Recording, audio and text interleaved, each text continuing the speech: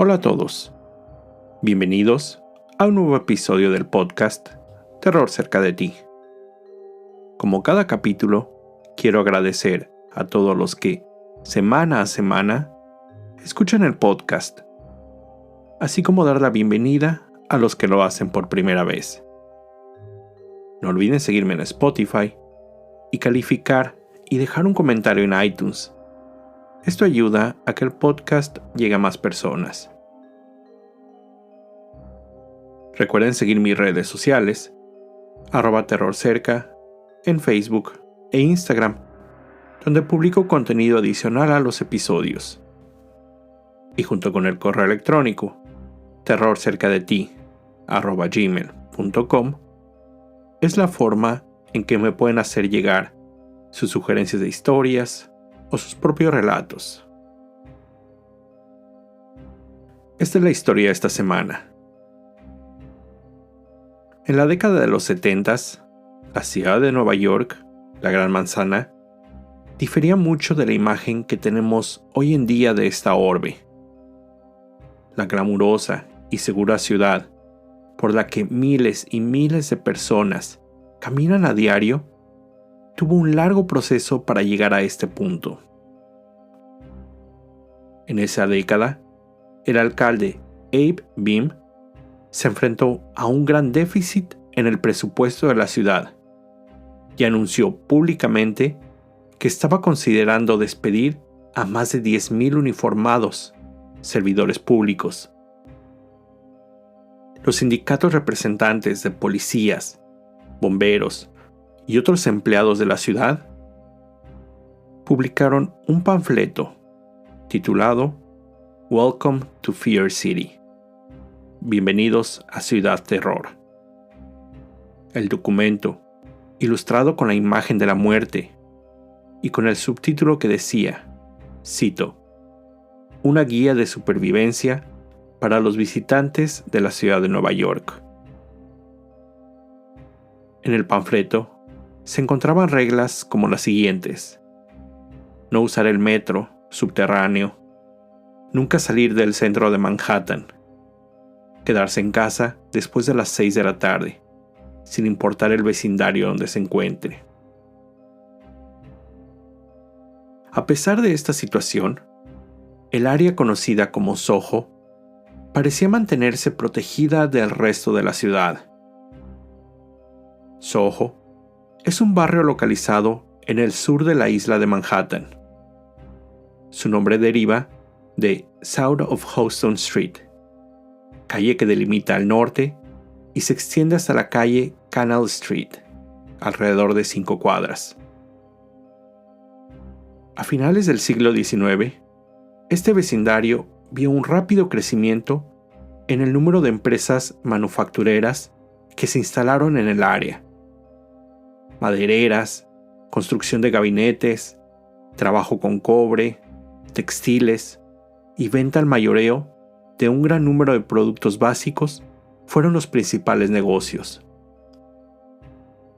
Después de la Segunda Guerra Mundial, todas estas empresas buscaron otras áreas donde establecerse, dejando a Soho con muchos edificios grandes, de pisos altos, desocupados. En la década de los 60s y 70s, algunos de estos pisos comenzaron a ser usados por artistas para establecer sus talleres. Los pisos elevados y gran iluminación brindaban el lugar idóneo para trabajar en sus obras.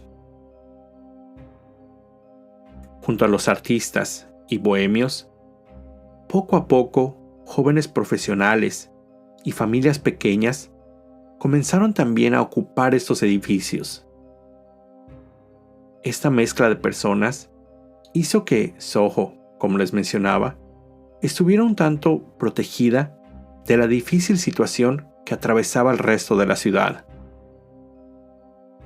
La comunidad unida hacía sentir a Soho como un pequeño pueblo. Sin embargo, aún este pequeño núcleo no estaba exento de la violencia. Stanley y Julie Patz compraron un espacioso departamento en 1972, año en que nació su hijo, Ethan. La vivienda, ubicada en el tercer piso de la calle Prince, servía de hogar para los Patz y sus 3 hijos, Ethan siendo el del medio. La mañana del 25 de mayo de 1979 inició un tanto caótica en el hogar de la familia Patz. Era el viernes, justo antes del fin de semana feriado de Memorial Day, día que da inicio al verano en el país. Ethan, de entonces 6 años, había despertado muy emocionado.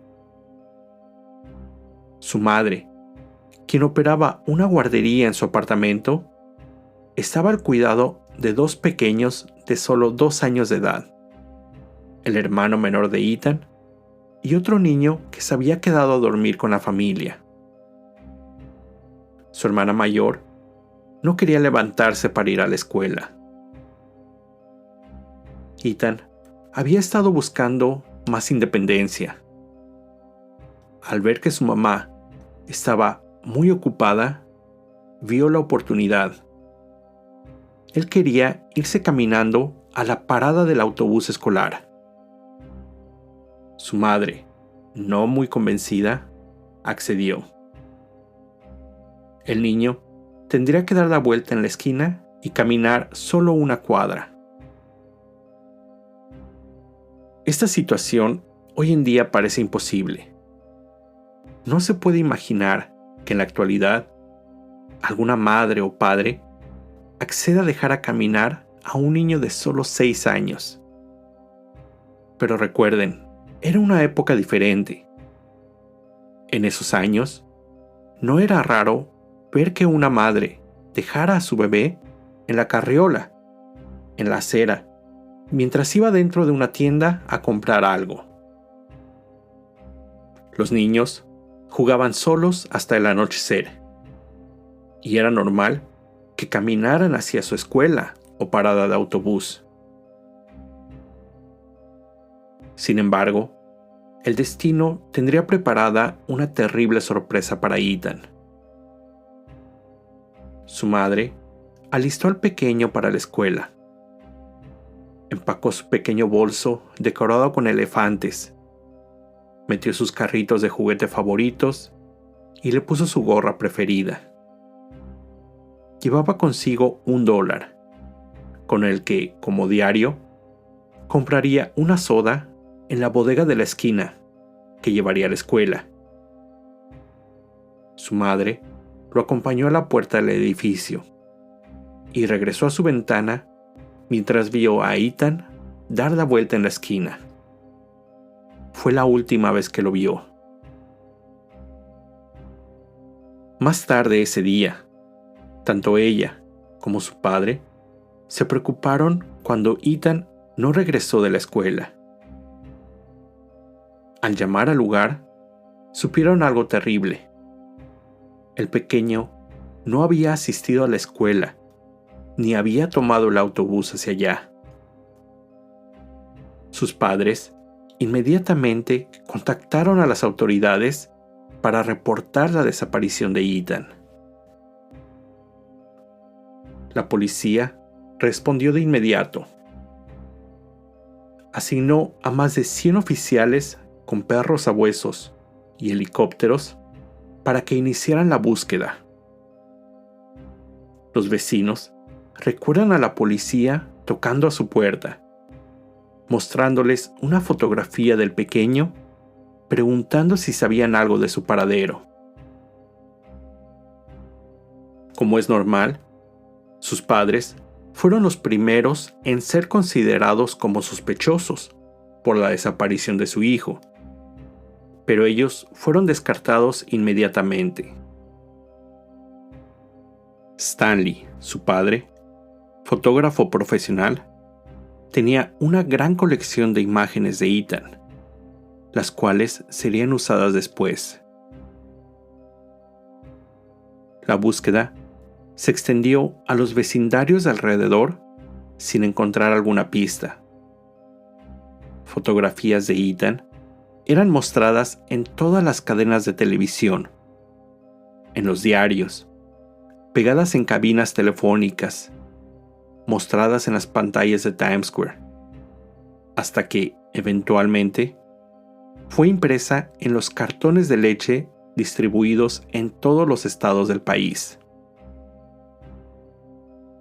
Aunque la fotografía de Ethan no fue la primera impresa en los cartones de leche, ya que unos años antes, la imagen de 2 niños desaparecidos en el oeste central había sido publicada, pero solo en Iowa. Ethan fue la primera en mostrarse a nivel nacional. El departamento de los Pats se convirtió en el centro de operaciones de la búsqueda. Sin embargo, no se tendrían noticias del paradero del pequeño. Toda la atención recibida en el caso, lamentablemente, no traería respuestas para la familia de Ethan. La gente creía ver al niño en el metro, dando la vuelta en una esquina, pero nada de eso era cierto. Durante los siguientes años, se analizaron diversas posibilidades e investigaron algunos sospechosos. Uno de estos fue José Ramos, un exconvicto acusado de abuso de menores, quien había salido con la niñera de Ethan justo antes de su desaparición. Es decir, conocía al niño y a la familia Pats. Durante muchos años, Ramos fue su principal sospechoso, pero las autoridades nunca pudieron encontrar alguna evidencia que lo inculpara.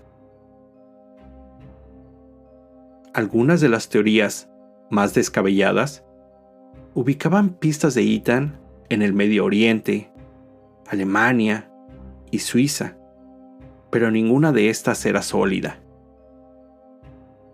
El caso también se vio inundado de falsas confesiones, así como de personas que se presentaban en el departamento de los Pats diciendo que eran Ethan. Todas esas personas fueron sometidas a pruebas de ADN para comprobar la mentira. En el 2001, 22 años después de su desaparición, Ethan Pats fue declarado legalmente muerto. Su familia vivió en el mismo departamento por todos esos años, esperando que en algún momento Ethan regresara a su hogar. El caso fue cerrado sin resolverse. En el 2012, la policía reabrió el caso ante el surgimiento de nuevas pistas. La investigación se enfocó en Othniel Miller, una persona de mantenimiento conocida de los Pats. Incluso fue él quien le dio el billete de $1 a Ethan en la mañana de su desaparición. Ese 2012, la policía investigó a Miller, ya que se descubrió que el sospechoso había vertido concreto en su sótano justo después de la desaparición del pequeño. Esa investigación no dio con una pista sólida, pero puso el caso nuevamente en el ojo público, ya que esa actualización fue cubierta por todos los noticieros nacionales. Esta nueva publicidad dio otra pista. Una persona que había visto el noticiero llamó a la línea de pistas de la policía. El hombre dijo que creía que su cuñado, Pedro Hernández, podría haber estado involucrado en la desaparición hacía ya 33 años, el cual era uno de los casos sin resolver más infames de la ciudad de Nueva York. Hernández, de entonces 18 años, trabajaba en la bodega donde Ethan iba a comprar su soda el día de su desaparición. Originario de Camden, New Jersey, había conseguido el empleo en la bodega ubicada en la esquina de las calles West Broadway y Prince, muy cerca de la parada de autobús de Ethan. Poco tiempo después de la desaparición del niño, Hernández regresó a New Jersey, donde empezó a trabajar en una fábrica de vestidos. Ahí formó parte de un grupo en su iglesia, donde durante un retiro religioso confesó a su grupo de rezos que había asesinado a un niño en la ciudad de Nueva York mientras cayó al piso en llanto. Después haría la misma confesión a la que se convertiría en su esposa, poco antes de casarse con ella. Aunque sus relatos no eran muy claros y su historia cambiaba constantemente. Un vecino, a quien también había confesado el crimen, le dijo que había sido un niño de color. A su ahora ex esposa le dijo que había sido un muchacho, es decir, ella pensó en un adolescente. La gente que había escuchado esas historias no creían que ese crimen hubiera sucedido. Fue solo cuando su cuñado vio la historia de Ethan en el noticiero que pensó que podría haber algo de verdad en los relatos y había decidido contactar a las autoridades. Hernández fue detenido e interrogado por los investigadores. Después de varias horas de ser cuestionado, el sospechoso confesó. Él dijo que Ethan había entrado a la bodega donde él trabajaba y que había engañado al niño, ofreciéndole la soda que quería, pero que tenía que acompañarlo al sótano del negocio. Que ahí lo había atacado, cito, lo tomé por el cuello y comencé a ahorcarlo, dijo en el interrogatorio que había sido grabado, aunque se detuvo antes de decir que lo había asesinado. Después agregó que puso a Ethan, aún vivo, en una bolsa de plástico y la bolsa, a su vez, dentro de una caja, la cual había tirado en un basurero a una cuadra de la bodega. Fue después de esta confesión que la policía anunció finalmente que habían realizado un arresto en el caso después de 33 años. Hernández fue llevado a juicio en el 2015. El argumento principal de la fiscalía era la declaración de Hernández, ya que sin los restos del pequeño o una escena del crimen, era imposible obtener evidencia que sustentara su argumento. Durante el juicio, se presentaron segmentos de la grabación de la confesión del acusado. Además, llevaron a personas cercanas que atestiguaron que habían escuchado las historias. Sus abogados defensores centraron su estrategia en la poca credibilidad de Hernández. Argumentaron que él, a sus 56 años, tenía una inteligencia limitada, un IQ de 70, justo en el límite de discapacidad mental, además de un desorden de personalidad que le haría difícil distinguir entre la realidad y la fantasía. Argumentaron que sí, en efecto, él había dado esas declaraciones, que Hernández creía, pero que en realidad no lo había hecho. Su hija declaró que él alegaba ver demonios y una mujer angelical de blanco, que Hernández continuaba regañando una rama de árbol muerto, esperando que creciera. Además, que lo veía hablando consigo mismo frecuentemente. Su defensa también mencionó que los detectives habían detenido a José Ramos, responsable de la desaparición de Ethan, ya que él tenía motivo y oportunidad. Otros testimonios, brindados por empleados de la bodega, afirmaron que Hernández no tenía acceso al sótano del negocio. Después de 18 días de deliberación, el juez anuló el juicio, ya que el jurado no había llegado a una decisión unánime. Uno de los 12 jurados no estaba convencido que Hernández fuera culpable. En octubre del 2016, se llevó a cabo un nuevo juicio. El proceso se extendió por 4 meses y con una sociedad clamando por una respuesta, Hernández fue declarado culpable de secuestro y asesinato. En abril del 2017, José Hernández fue sentenciado a cadena perpetua con posibilidad de fianza después de 25 años. Las autoridades anunciaron con gran orgullo que habían cerrado el caso que había abrumado a las familias de Nueva York y a todo el país por casi 4 décadas. Los padres de Ethan Paz podrían finalmente cerrar ese terrible capítulo en su vida. En el 2019, pusieron a la venta el piso que ocuparon durante todos esos años y decidieron mudarse a Hawái, donde vive Ari, su otro hijo, con sus nietos.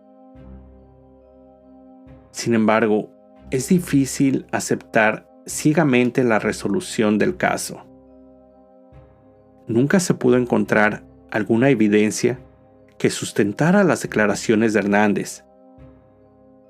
Pareciera que las autoridades solo querían cerrar el caso a como diera lugar. Esta historia tuvo otras secuelas en el país.